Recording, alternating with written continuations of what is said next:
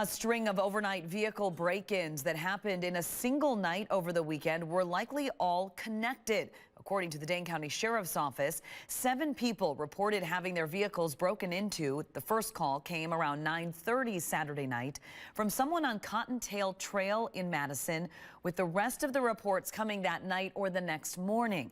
The victim said he saw 2 people going through his vehicle before driving off in a black sedan.